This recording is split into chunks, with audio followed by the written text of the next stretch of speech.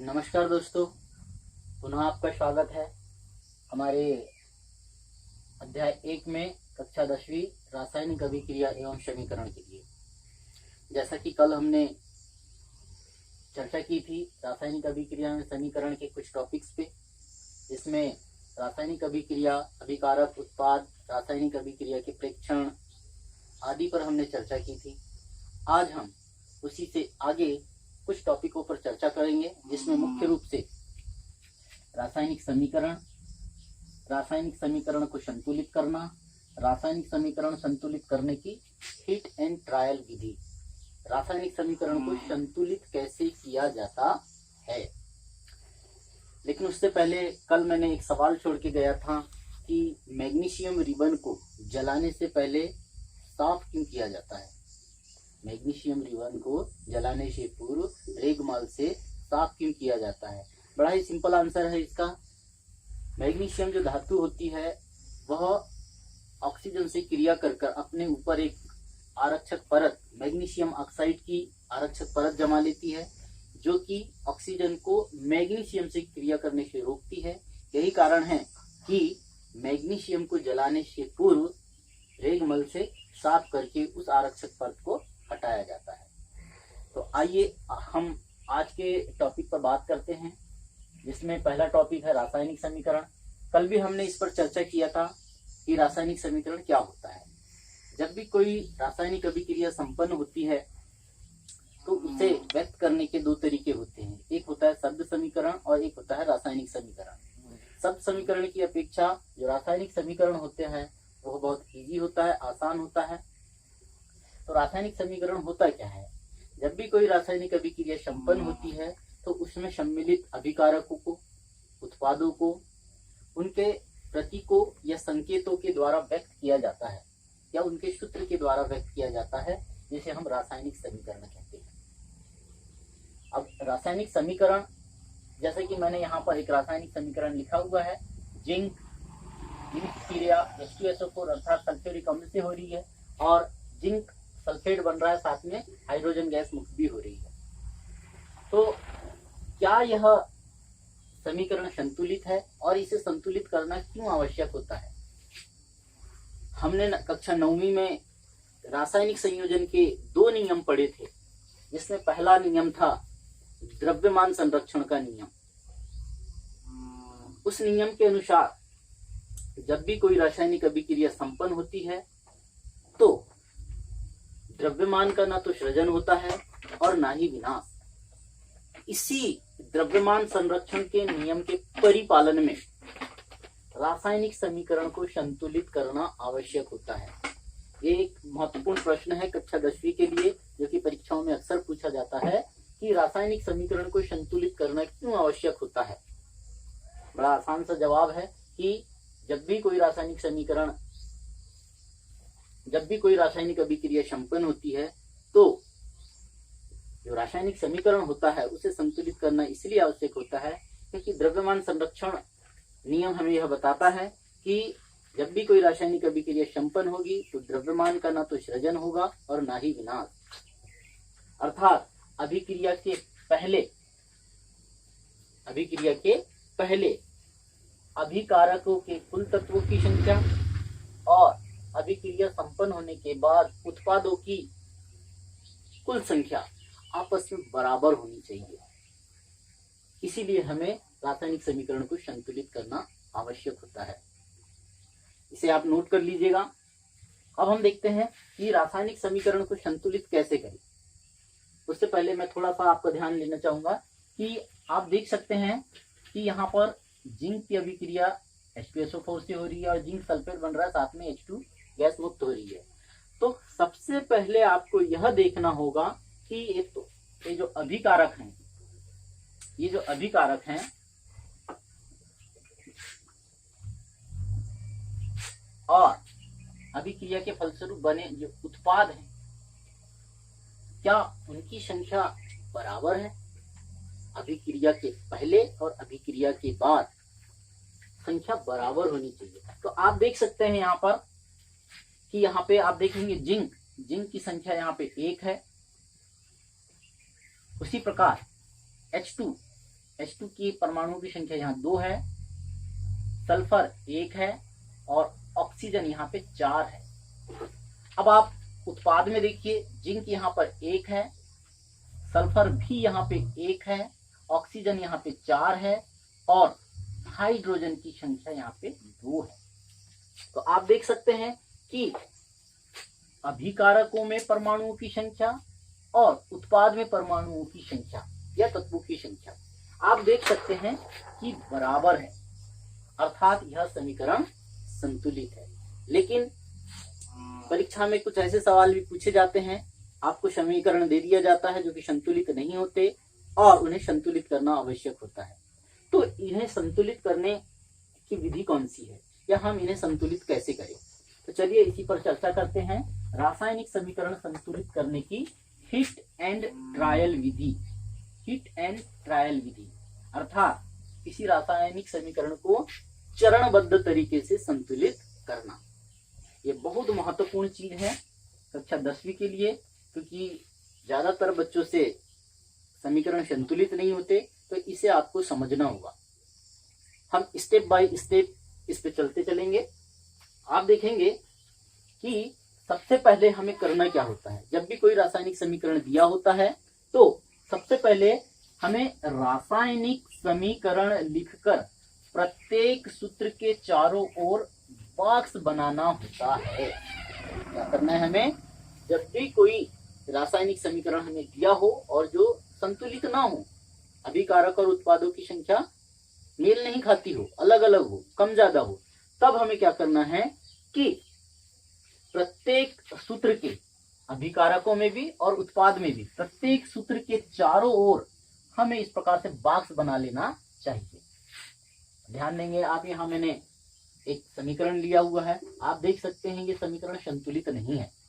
तो क्या करना है हमें?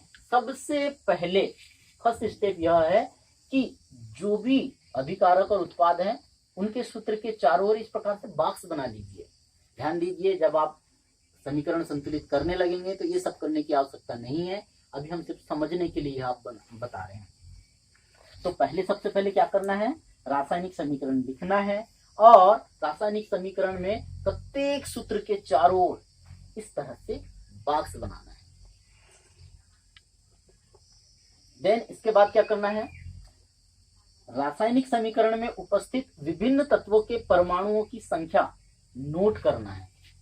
कल मैंने बताया था आपको कि अभिकारकों को हमेशा लेफ्ट हैंड साइड में लिखा जाता है और उत्पाद को राइट हैंड साइड में लिखा जाता है। रासायनिक अभिक्रिया में जितने तत्व हैं उन्हें क्रमशः एक के नीचे एक नोट कर ले, फिर उसके आगे अभिकारकों की संख्या नोट कर ले, फिर उत्पादों की संख्या नोट कर ले। आप देख रहे होंगे कि मैंने यहाँ पर इस रासायनिक समीकरण में सम्मिलित सभी तत्वों को, जैसे आयरन है, आयरन की संख्या अभिकारक में 1 है, उत्पाद में इसकी संख्या 3 है। उसी प्रकार हाइड्रोजन आप देखेंगे, हाइड्रोजन की अभिकारक में संख्या 2 है, जबकि उत्पाद में इसकी संख्या 2 है। ऑक्सीजन देखेंगे आप, अभिकारक में इसकी संख्या 1 है, जबकि उत्पाद में इसकी संख्या 4 है। तो हमें इस तरह से अभिकारक और उत्पादों की संख्या नोट कर लेनी चाहिए। ये इसका दूसरा महत्वपूर्ण बिंदु है। अब हम तीसरे महत्वपूर्ण बिंदु पे चलेंगे कि सबसे अधिक परमाणु वाले तत्व को, चाहे वो अभिकारक में हो या उत्पाद में हो, ध्यान दीजिए हमारा जो रासायनिक समीकरण है उसमें सबसे अधिक परमाणु वाले तत्व को, चाहे वो अभिकारक में हो या उत्पाद में हो, उसमें अभिकारक के साइड में या उत्पाद के साइड में उचित गुणांक लगाकर संतुलित करना है। और इसमें सबसे पहले उस तत्व को लेना है आपको जिसकी संख्या सबसे ज्यादा हो, चाहे वो अभिकारक में हो या उत्पाद में हो। तो आप ध्यान दे रहे होंगे कि यहाँ पर ऑक्सीजन जो है उत्पाद में इसकी संख्या सबसे ज्यादा है 4, जबकि आयरन की संख्या यहां पर 3 है। तो हमें सबसे अधिक वाले तत्व को लेना है जो कि ऑक्सीजन है। अब आप देख रहे होंगे ऑक्सीजन की संख्या उत्पाद में तो 4 है, लेकिन अभिकारक में इसकी संख्या कितनी है? मात्र 1 है। अब हम सबसे पहले इसको संतुलित करने का प्रयास करते हैं, उसकी संख्या को बैलेंस करेंगे। इसके लिए हमें क्या करना होगा? जो भी पूर्णांक संख्या है सबसे छोटी पूर्णांक संख्या के गुणांक में उसे संतुलित करना होगा। तो आप देख रहे होंगे कि यहां पर उत्पाद में ऑक्सीजन 4 है और अभिकारक में यह 1 है। इसके लिए हमें क्या करना होगा कि अभिकारक में ऑक्सीजन की संख्या को बढ़ाने के लिए हम ऑक्सीजन के सामने 4 लगा देंगे, अर्थात 4 से उसको गुणा कर देंगे। आप देख रहे होंगे यहाँ पे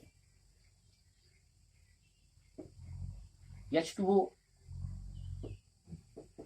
Fe plus H2O Fe3O4 plus H2 है। हम क्या करेंगे कि H2O के पहले यहां 4 लगा देंगे, अर्थात 4 से गुणा करेंगे। अब आप देखेंगे कि यहां पर ऑक्सीजन की संख्या 4 हो गई और उत्पाद में भी ऑक्सीजन की संख्या 4 हो गई, अर्थात ऑक्सीजन बैलेंस हो गया। आप देख रहे होंगे यहां पे ऑक्सीजन की संख्या 4 हो गई। ये तीसरा महत्वपूर्ण बिंदु है, अर्थात सबसे अधिक परमाणु वाले तत्व को सबसे पहले संतुलित करना होगा। अब स्टेप 3 की ही भांति अन्य जो सम्मिलित तत्व हैं उन्हें संतुलित करेंगे। देखते हैं हम यहाँ पे, हम देखते हैं आयरन की संख्या अभिकारक में 1 है, जबकि उत्पाद में इसकी संख्या कितनी है? 3। तो हम क्या करेंगे? अभिकारक में फेरस की संख्या को 3 से गुणा कर देंगे, अर्थात हम यहां पर 3 लगा देंगे। 3 से गुणा करने पर ये 3 आ गया। आप देख रहे होंगे अब दोनों ही साइड में ऑक्सीजन और फेरस आयरन जो है वो बैलेंस हो गया। इसी प्रकार से हम हाइड्रोजन की संख्या को भी संतुलित करेंगे। ध्यान दीजिए कि हमने ऑक्सीजन की संख्या को संतुलित करने के लिए हमने ऑक्सीजन की संख्या 4 से गुणा किया था। इससे अभिकारक में हाइड्रोजन की जो संख्या है वो 8 हो गई थी। 4 × 2 = 8। हम इसी को बैलेंस करने के लिए उत्पाद में भी क्या करते हैं? 4 लगा देते हैं, जिससे हाइड्रोजन की संख्या बैलेंस हो जाती है। अब आप देख रहे होंगे कि यह समीकरण संतुलित हो गया है। इसके बाद कुछ आवश्यक परिस्थितियां जैसे ताप, दाब या उत्प्रेरक आदि तीर के निशान के ऊपर लिखे जाते हैं। एक और चीज कि मैंने 5वां पॉइंट नहीं बताया आपको, अभिकारक एवं उत्पाद की भौतिक अवस्था लिखना। हमें उनकी भौतिक अवस्था भी लिखना चाहिए, जैसे हमने यहाँ पर लिखा हुआ है। जैसे आयरन जो है ये सॉलिड है, H2O जो है गैसीय रूप में है, Fe3O4 जो है ये मैग्नेटाइट होता है, ये सॉलिड है, और H2 यहाँ पर गैस रूप में है। तो इस प्रकार से यह समीकरण संतुलित हो जाता है। इस समीकरण संतुलित करने की यह विधि जो है हिट एंड ट्रायल विधि कहलाती है। एक बार फिर से मैं आपको रिवीजन करवा देता हूँ। सबसे पहले आपको करना यह है कि कोई भी रासायनिक समीकरण जो लिखा है उसमें हमें बॉक्स बना देना है। देन उसके बाद तत्वों को क्रमशः लिखकर तत्वों की संख्या अभिकारक में और उत्पाद में नोट कर लेनी है। तीसरा महत्वपूर्ण बिंदु यह है कि अब सबसे अधिक तत्व वाले परमाणु को, सबसे अधिक संख्या वाले परमाणु को सबसे पहले बैलेंस करना है। बैलेंस करने के लिए क्या करेंगे कि सबसे छोटी पूर्णांक जो संख्या है उससे हम उसका गुणा कर देंगे, वह संख्या बैलेंस हो जाएगी। उसी प्रकार से अन्य तत्वों को भी हमें बैलेंस करना है। चौथा पॉइंट यह है कि सभी तत्वों के परमाणुओं को चरण 3 की भांति, अर्थात इसी प्रकार से सभी को संतुलित करते चलना है। फिर हमें उसकी अवस्थाएं लिखनी है कि वो किस अवस्था में है, सॉलिड है, लिक्विड है, एक्वेटिक है या फिर गैसीय रूप में है। और अंत में यदि आवश्यक परिस्थितियां हैं जैसे ताप दाब, जैसा कि कल के वीडियो में मैंने बताया हुआ था, उनको ये तीर के निशान के ऊपर आपको लिखना होता है। तो उम्मीद है यह हिट एंड ट्रायल विधि, समीकरण को संतुलित करने की हिट एंड ट्रायल विधि आपको समझ में आई होगी। आप इसको बारी बारी से क्रमशः समझने का प्रयास करें और इसको संतुलित करने की कोशिश करें। एक मैं आपको समीकरण दिए जा रहा हूं, आपको इसे संतुलित करना है।